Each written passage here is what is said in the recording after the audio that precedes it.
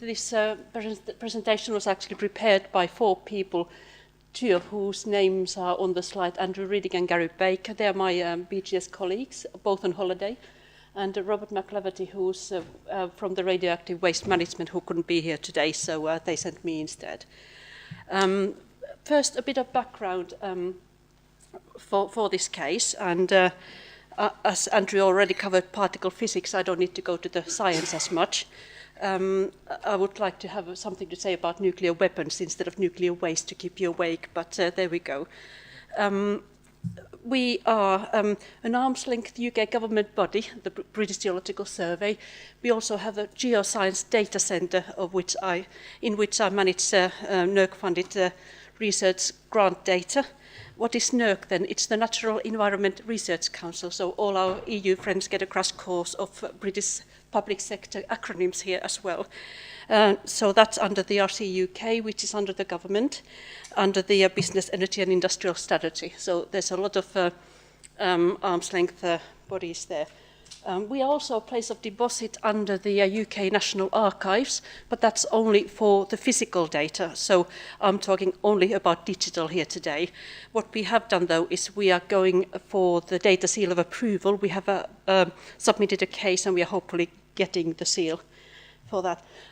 What's been mentioned quite a few times over the last couple of days is over 20-year-old digital data. Well, it so happens that our archive is about 20 years old, so let's see how we have practically dealt with it, and this is going to be really practical. This geological data was collected in the early 1990s, late 1990s, early 2000s, and it was originally created and stored on a wide variety of media. It is still relevant to the radioactive waste management company and also to external users, and it will continue to be so. After all, we still have the nuclear power stations. It is also an important source for research in this area for the whole community, whether it's in the UK or overseas. And the importance of this data set is the observations are very difficult and expensive to repeat, so we have to hold the data for that reason. Some of the data formats that we hold in the archive are already now challenging or impossible to read using modern software. And the supporting information that describes the data is limited and inconsistent. So what happened in the early days when people were still collecting and putting the data together? It was created and captured by a wide variety of organizations and consultancies all over the UK. The digital archive on which I work consists of a magnetic tape archive, a geological database called the NDGD, and some 3D models as well. The database was originally put together with a view of preserving that data in the long term, at least 20 years. It's now become 50 years and more. The data, some of the data was created in an Oracle database and different GIS systems, and it was at that time exported as standardized data or text files, usually of the formats of DAT, CSV text. And they also took a hard copy printout of everything that was possible at that time, just as a final data rescue option. The standardized formats, which are mentioned there, they included materials on documentation, manuals, scientific dictionaries used to constrain the data in the database. What happened after that? They already of course, understood the importance of this archive and tried to do what they could. There was no preservation expert or anybody like that working on the data. There were geoscientists, database developers, etc. It was transferred to us first year 2000, so that's already going back 17 years. What our staff did at that time, they rebuilt critical data sets and exported them to our corporate Oracle. So data was created in Oracle, standardized, and then put back into Oracle. And we still have all that Oracle. We have about 20 terabytes information in Oracle only, and we keep all previous versions when we upgrade, so it's all still there. All remaining data first copied onto digital linear tapes, and then put onto the corporate network, which is where I work on it today. Duplicate copies of the data, or the DLT tapes, they were stored off-site as a backup. So there were multiple copies of the data already at that point.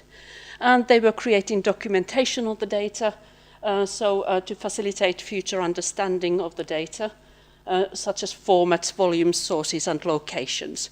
I am not permitted to talk about the locations of our nuclear science data, so I apologize for that. You will notice here that we did not think about preservation in terms of metadata at that point. So what we have found about these early actions, you did use the 3-2-1 backup strategy. So we had 3 independent copies, one on the SAN, one on tape, and a 3rd copy off-site. We did capture preservation events, but not systematically, and we didn't document them in one place. I can still get to it, but I have to sort of search around. We will need now to develop and populate this preservation metadata element and tag it onto our existing quite extensive metadata. We did not do fixity checks on this data, which would now show the changes with the data files.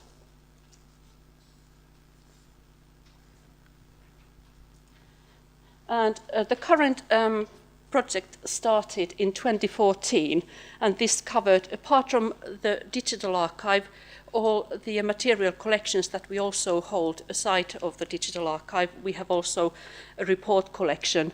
So what happened collectively amongst all this data is we decided we needed to standardize the metadata which had been created by various consultants and organizations to make collective sense of the archive. We created a unified digital index for both the digital and the analog collections, so you would find an entry for anything in the archive from one place. We created high-resolution digital images of some slides that were in the collection, and we started using Droid and Pronom tools on the digital archive to look at what we had and to create a profile of the archive. We wanted to assess risks that this archive collection faced and identify possible methods to mitigate those risks. And we also wanted to start analyzing requirements to create that preservation metadata schema. So like I said, we started using Droid, and we started looking at what that was used for, because none of us had actually used that tool before. This is my second career after having been a teacher of German, French, and English in the past life, so I'm fairly new to the profession as well. So what we found with Droid, there were 74 different file types that were already registered in the database, but 280 were not. And you can imagine different geoscience, GIS data that is quite understandable. It's quite a specific type of data. 4 extensions covered 72% of the formats that were recognized, and these were text, CSV, TIFF, and SGI. 160 file types had been transformed into text files early on to ensure that the content was preserved, but you can imagine this had an impact on the functionality and usability of that information.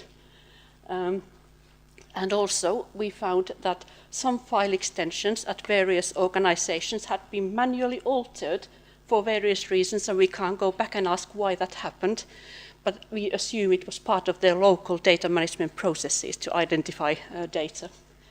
I even found extension BGS, so that must have been one of ours.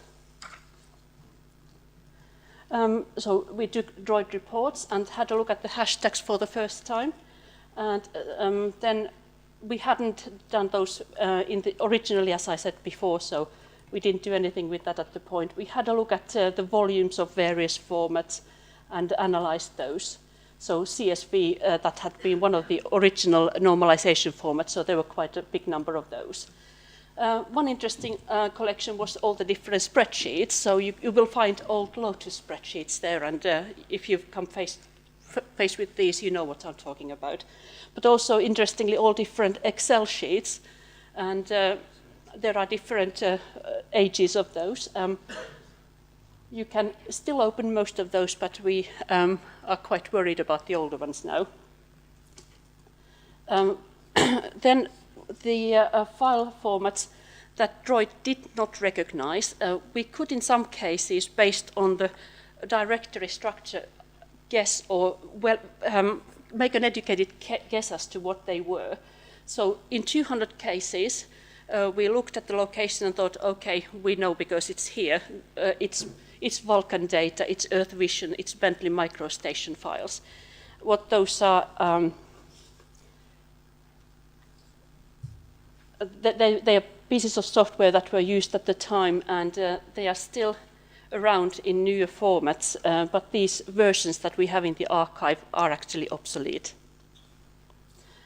We had found in the sources README notes which provided additional software information on versions, naming conventions even, and the directory structure which helped us to deduct the file format software. And also 78 files which didn't have any extension at all, but we could, from the same, using the same logic, decide what they were.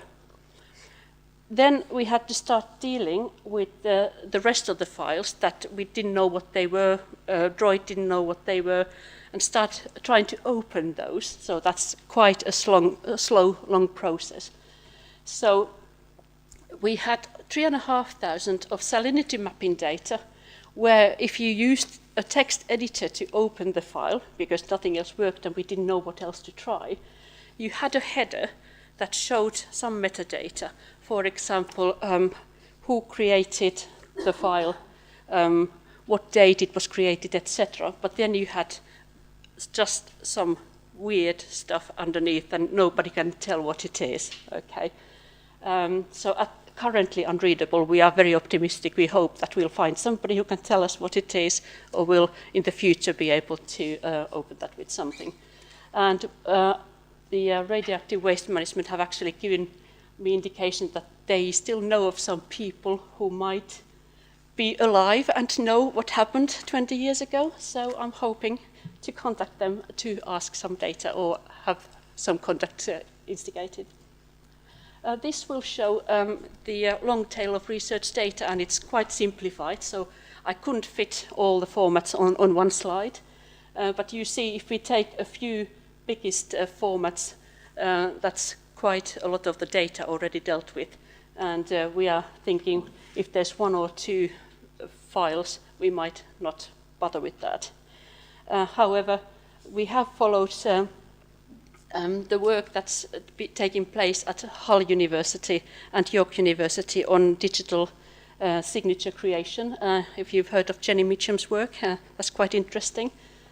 So we might follow suit if we have resources. There were 80 completely unidentified formats, and they were extracted from one linear tape, so it's very localized issue. So we need to discuss with the radioactive waste management as to if we need to dig deeper into this. We still could, using a text editor, open and read some of that. Completely unreadable data files in this archive of 0.5 terabyte, we only had 6.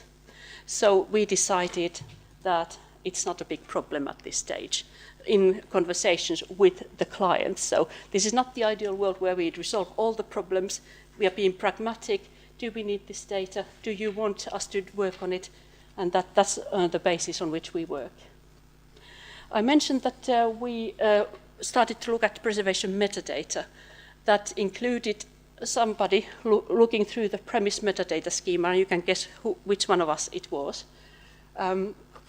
So we agreed that we need to start tailoring that. You know, is it 300 pages, 200 pages? So there's a lot of fields there which we will not need, but on the other hand, there will be some metadata specific to geoscience, GIS data, which may not be captured there. So we'll have to tailor the schema to capture that sort of information. And we want to include the fixity checks as well and check them at regular intervals in the future between the 3 copies that we have to assess and maintain the data integrity. And that's just a sample of a premise scheme if there's anybody here who hasn't looked at it. So, for example, for an object, you would have an identifier preservation level. Is it an item level? Is it the whole collection level? Significant properties, so this will need a lot of work because there's a lot of different types of data in the archive. And what are then the object characteristics and then capturing those. And about the preservation events, what happened, when did it happen, what's the detailed information on this. And we, like I said earlier, we do have some of this information somewhere within the data that tells us what was done with the collection in the early days. I just need to go back, capture it, and make sure it's in the preservation metadata database. We also wanted to analyze the risk facing that we were facing, and we used the SPOT methodology, so that's the simple property-oriented threat. That focuses on availability, identity, persistence, renderability, understandability, and authenticity of the digital information. We'd already investigated the metadata dictionary, so what we did next is we pulled these two together and created a risk matrix. And that includes a description of each identified risk, and it aligns them with appropriate metadata entities. And we use that to prioritize the risks and suggest mitigation methods. And that's just a little corner of that matrix. So what we have there is the description, the priority first. So I think we identified about 20 different risks. What it is that is the risk, what are the consequences if we don't do anything, how do we think about managing or mitigating, and are we aware of any tools or technologies available to do some of this work? Yeah. So the conclusions from all this work we've done. The work on Droid provides a useful collection of metadata on which we can base the future work, next steps. We need to further prioritize the risk with the RWM to assess the science and research value and business value of the data, because they are the client. We can't tell them what the value of the data should be. And we can use the risk matrix we created to inform the development of the metadata schema that we want to do next year. And then we want to integrate this new premise-based schema and hold it in a relational database, as we already have Oracle. So what did we learn in this project that's now being on it's now on its 4th year?